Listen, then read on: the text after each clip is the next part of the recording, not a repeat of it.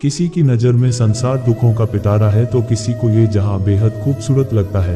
इसलिए हर किसी की नज़र में संसार की परिभाषा अलग अलग है, लेकिन वास्तव में संसार क्या है, इसकी हकीकत को आज हम बेहद आसान शब्दों में समझेंगे। देखिए, एक बच्चे के लिए संसार जहां काल्पनिक चीजों से भरा हुआ है, वही एक वयस्क मैच्योर व्यक्ति को संसार के सुखों दुखों का एहसास होता है। लेकिन दुनिया को देखने की नज़र सबसे अलग एक साधु के पास होती है। संसार से उसका रिश्ता बेहद पवित्र और सुंदर माना जाता है। आइए समझते हैं यह आखिर संसार है क्या। उपनिषदों के अनुसार संसार मन का विस्तार है। इस दुनिया में जिन भौतिक पदार्थों को आसानी से देख सकते हैं, छू सकते हैं, अनुभव कर सकते हैं, उसी को संसार या प्रकृति भी कहा गया है। संसार सत्य नहीं है, परंतु मन इस संसार में भांति भांति के रंग रूप से आकर्षित होकर इस संसार को सत्य मानकर आशाएं रखता है और आशाएं पूरी न होने पर दुख पाता है। इसी बात को आसान शब्दों में समझे तो आप स्वयं से पूछिए, ये संसार किसको खूबसूरत दिखाई देता है? आप कहेंगे मुझे, यानी मेरे मन को, यानी हम सभी के अंदर अहम यानी मैं का भाव है, जिसे ये संसार प्रतीत होता दिखाई देता है।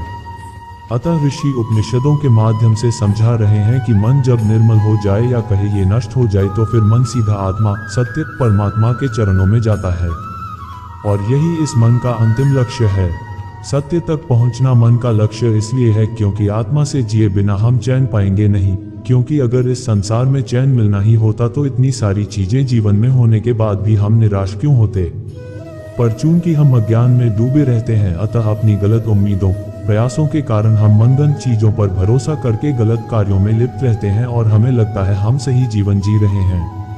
ये जीवन एक यात्रा है और इस यात्रा का नाम ही समय और संसार है, और उपनिषद हमें सिखा रहे हैं कि जीवन की इस यात्रा को सही ढंग से कैसे जिएं, ताकि इस दुनिया का अनुभव करने वाले को शांति मिल सके, अर्थात मन को आनंद की अवस्था में ले जाना ही उपनिषदों का लक्ष्य है।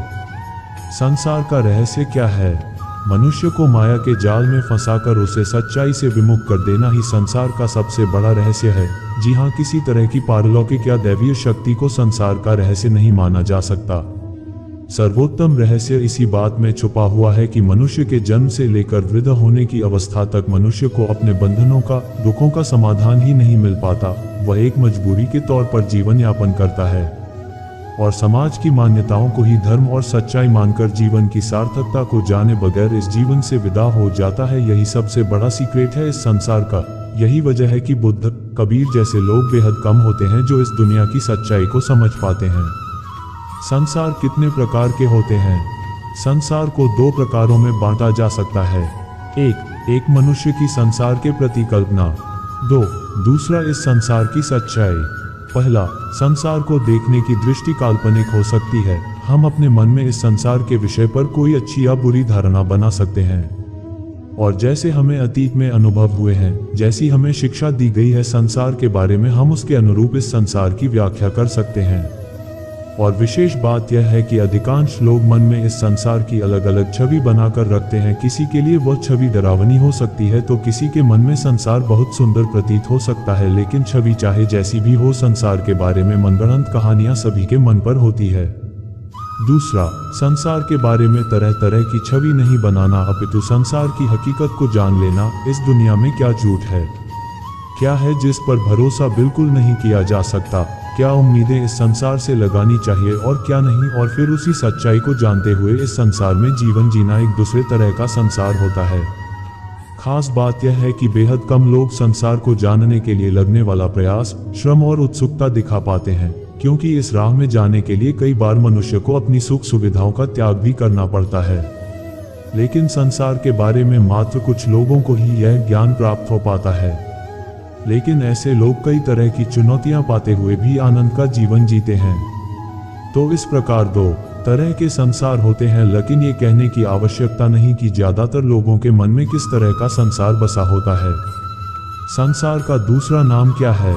वो जो सच नहीं है पर सच जैसा हमें प्रतीत होता है उसे माया कहते हैं। अतः संसार का दूसरा नाम माया कहा गया है। इस संसार में भांति भांति की वस्तुएं, लोग हैं जिनसे आकर्षित होकर मन यहाँ शांति की खोज करता है। लेकिन यहाँ कोई भी भौतिक वस्तु नहीं जिसे पाकर मन तृप्त हो सके। पर फिर भी वह मन में यह आशा या उम्मीद लगाए रहता है कि आज नहीं तो कभी किसी और समय किसी अन्य वस्तु को पाकर मेरा मन शांत हो जाएगा। और इस प्रकार माया के जाल में फंसकर उसका जीवन बीत जाता है। इसी माया को संसार भी कहा गया है। संसार को बोराया हुआ क्यों कहा है? चूंकि संसार में लोग सच्चाई को स्वीकार करके सच्चाई का जीवन जीने की बजाय बेहोशी में अंधकार में जीवन जीना पसंद करते हैं। इसके विपरीत जो उन्हें सही मार्ग दिखाए उसे ही बुरा बतलाकर उसे दुख पहुंचाने की चेष्टा करते हैं। वे सुख को जीवन का आधार बनाकर मनगढ़ंत मान्यताओं पर विश्वास कर धर्म को जीवन का आधार बनाते हैं और बाहरी भक्ति के माध्यम से ईश्वर को पाने का प्रयास करते हैं। इसलिए संसार को कबीर बोराया हुआ बतलाते हैं। भगवान ने ये संसार क्यों बनाया?